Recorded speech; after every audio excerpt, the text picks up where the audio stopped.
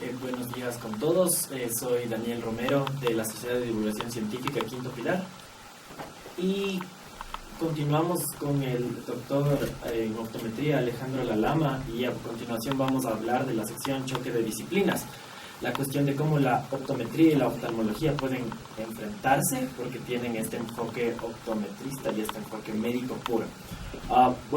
Alejandro, quería hacerte algunas preguntas al respecto. Me imagino, antes mencionaste que te especializaste en otro lugar. ¿Dónde fue eso? Yo hice una maestría en optometría pediátrica y rehabilitación visual en Colombia, en la Universidad de La Salle. Ok, todo bien. ¿Y por qué decidiste optar por el camino de la optometría? Creo que mi historia es la historia de muchos, pero usualmente la optometría es el refugio de todos quienes no estudian medicina, aunque por A o B razón no alcanzaron a llegar a la parte de medicina independiente de la situación, pero mucha gente no conoce la carrera antes de empezar y no entra directamente a optometría porque le gusta la optometría, sino porque usualmente entró a medicina, fracasó en medicina y buscó algo relacionado en salud y llegó a optometría, o enfermerías o tecnologías en ese sentido de la parte de salud adicionales. Ok, en la discusión previa con Esteban mencionaba la cuestión esta de la apreciación mecánica de la cuestión de la visión. Desde mi perspectiva, yo también soy médico, pero soy médico general, no tengo especialidad en nada de oftalmología ni de ojos, pero desde mi apreciación, la optometría y los optometristas se dedican a observar la cuestión de cómo la mecánica visual permite una observación adecuada de la realidad. ¿Es eso correcto? Exacto. Ok, y entiendo que los oftalmólogos de cierta forma ven un poco como que es una cuestión mecánica, como que le ven desde una torre de marfil esta cuestión de la optometría. ¿Lo ves así? Sí, a nosotros básicamente la analogía que nos hacen para tratar de entender un poco el asunto a nivel tecnológico es que el oftalmólogo se preocupa por el hardware de la estructura ocular y nosotros los optómetras del software, es decir, de cómo funciona el programa y de cómo se analiza esa parte. Me ha encantado la analogía. Ok, entonces ustedes son los encargados del software de la cuestión. ¿Cómo ves la cuestión con tus colegas oftalmólogos puros, digamos? ¿Ves que hay en Ecuador este problema de que les ven así como que de menos algo? Sí, de hecho a nivel de Latinoamérica es un problema la parte del choque que hay entre oftalmólogos y optometristas. En algunos países de Latinoamérica todavía la optometría no es reconocida como una profesión de salud, es todavía conocido como una carrera técnica, como los ópticos que prescriben los lentes y hasta ahí alcanzamos. Pero a nivel de Latinoamérica, Colombia lleva la bandera en haber sido el primero que trató de avanzar en la parte de optometría y nosotros vamos en segundo lugar a nivel de todos los países de Latinoamérica en cuanto a la relación que ha mejorado entre la oftalmología y la optometría. Pero siempre hay la diferencia en que el oftalmólogo abarca prácticamente todo.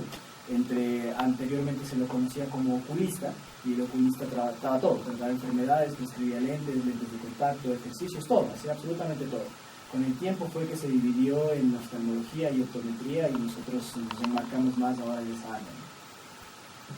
Ok, al principio igual tú comentaste la definición de la optometría a partir de la Organización Mundial de la Salud. ¿Cuándo la Organización Mundial de la Salud definió la optometría como una cosa aparte de la oftalmología pura? Ya lleva bastante tiempo dentro de lo que nosotros podríamos considerar en la historia, alrededor de 50 años aproximadamente, pero nosotros en Ecuador llevamos alrededor de 25 años como historia de optometristas, siempre influenciados desde alguien que vino del extranjero, implantó su profesión acá y con el tiempo fue siendo aceptada y ha ido creciendo en el transcurso de los años. Pero la Organización Mundial de la Salud y una institución que se llama el Consejo Mundial de Optometría son las que trabajan para tratar de implementar la optometría como carrera a nivel mundial. Hay muchísimos países, te podría hablar de alrededor de 80, 90 países que no consideran la optometría como una profesión como tal, sino como una rama de técnica que se dedica específicamente a la prescripción de lentes. Ok, claro, porque 50 años a la final no es mucho tiempo y 25 años aquí en Ecuador no es nada, básicamente. Y ¿sabes cómo es la situación en otras partes del mundo? Por ejemplo, en Estados Unidos, donde me imagino que Ok, de lo que nos explicaste antes también, la cuestión de la optometría tiene mucho que ver con esta cuestión neurosensorial, es decir, con cómo nosotros observamos y cómo esto se entiende en nuestro cerebro. Hardware, software, es decir, Okay. ellos trabajan con el software de los ojos, está clarísimo. Exacto, claro, y al final el software quiere decir que cómo nuestro cerebro va a entender las imágenes. Entonces, una cosa que yo me he dado cuenta es que la cuestión de entender que el cerebro es el último encargado de nuestros sentidos es algo que no es algo intuitivo. Por ejemplo, nosotros vemos y cuando pensamos en ver, vemos los ojos, pero la cuestión es el cerebro. Entonces, ¿cómo ves esta cuestión en otros países? A nivel de países extranjeros como Estados Unidos, Canadá y Australia, que son los países más avanzados en el área de optometría, ellos han alcanzado a formar alianzas ya con la parte de oftalmología, no solamente para tratar en el área que tú me estás comentando de la parte neurosensorial, sino que ahora usualmente el paciente busca en primer lugar o en primera instancia al optómetra antes de llegar al oftalmólogo. Y en esos países el optómetra ya prescribe medicamentos de segmento anterior para enfermedades de la parte común, digámoslo así, una conjuntivitis o algún tipo de infección a nivel de la parte anterior del ojo. Pero nosotros no tenemos ese mismo alcance, por eso la Organización Mundial de la Salud no puede generar un concepto global de optometría, porque en algunos países funciona y en otros países no. Bueno, vamos a pasar a una nueva canción de Concha Huica, que es la cantante que tenemos hoy de referencia en nuestro programa. Después de las referencias que ha hecho Alejandro a Colombia, siento no haber puesto cumbia, pero bueno, eran las canciones que habíamos predeterminado. Pasamos con Concha Huica.